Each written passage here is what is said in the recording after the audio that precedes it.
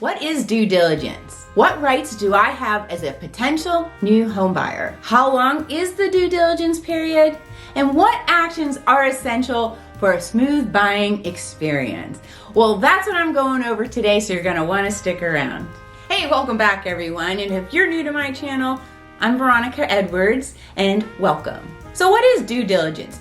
Due diligence is basically doing your homework on a property before you actually close on the property. Let's say you're under contract for a property, meaning the seller has accepted your offer. You then have, say, a 10-day due diligence period.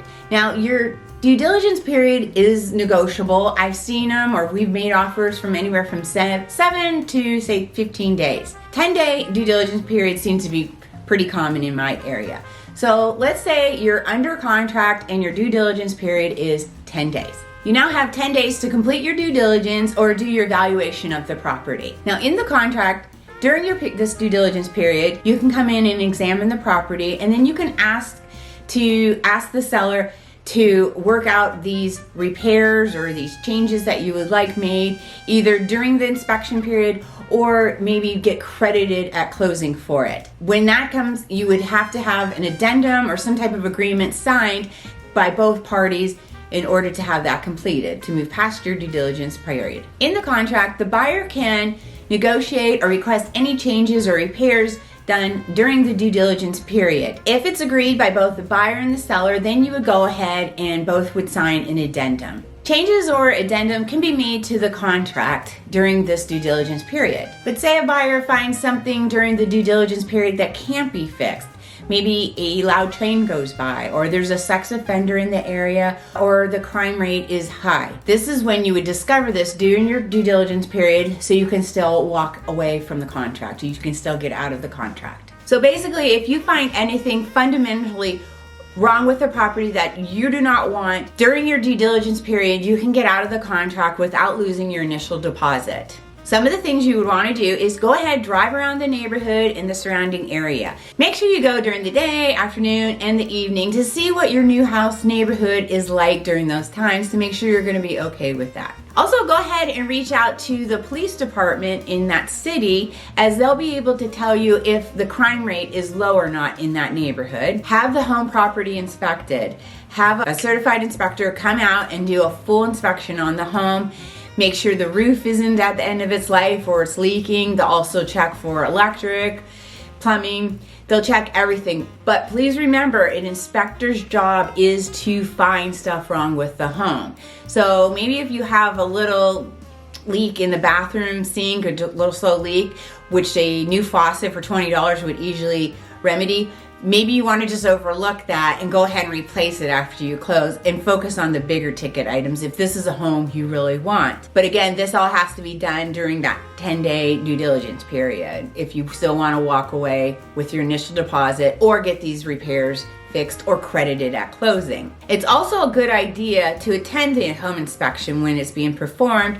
That way you can see firsthand the repairs. You'll also get a detailed report from the inspector of the home inspection with photos. But also, if you have any questions, that would be a great time to ask is while you're at the home inspection. So try and attend the home inspection as well. As for the seller's disclosure, the seller's disclosure is a checklist basically of issues that could be pertaining to the property that you and your agent wouldn't necessarily know by just walking through, about maybe something going on behind the walls or up in the roof of the property. Also, any pending legal issues or anything about the property that you wouldn't know about.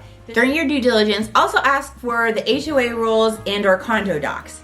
If you're buying in an area where they have a townhome or single family homes or even a condo where there's a HOA, a subdivision, go ahead and ask for those.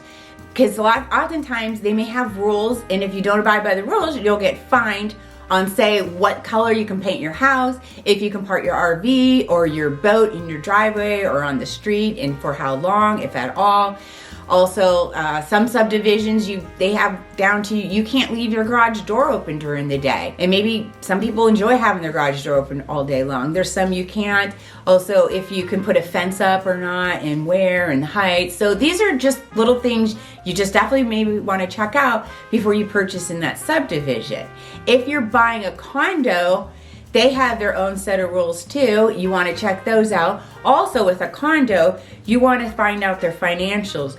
You want to make sure they have a healthy balance sheet and a good reserve. Go ahead and ask for the financials if you're buying into a condo as well. And then one other thing with a condo you want to find out is, do they have a future assessment coming up? Because that's definitely something you want to have worked out before you go to close. If you close on the home and then say 2 weeks later you get hit with a $10,000 assessment, well, you have to pay that.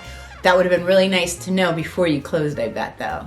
So definitely find out anything going on with the condo as far as financials and any future assessments coming up, or even when their last assessments were. So basically, the purpose of the due diligence is to find out everything about the property so you're making a really smart buying decision. Due diligence is intended to hold the seller accountable while saving the buyer from any future unforeseen financial costs or making a bad buying decision. Hopefully you now feel better about the due diligence period and doing yours.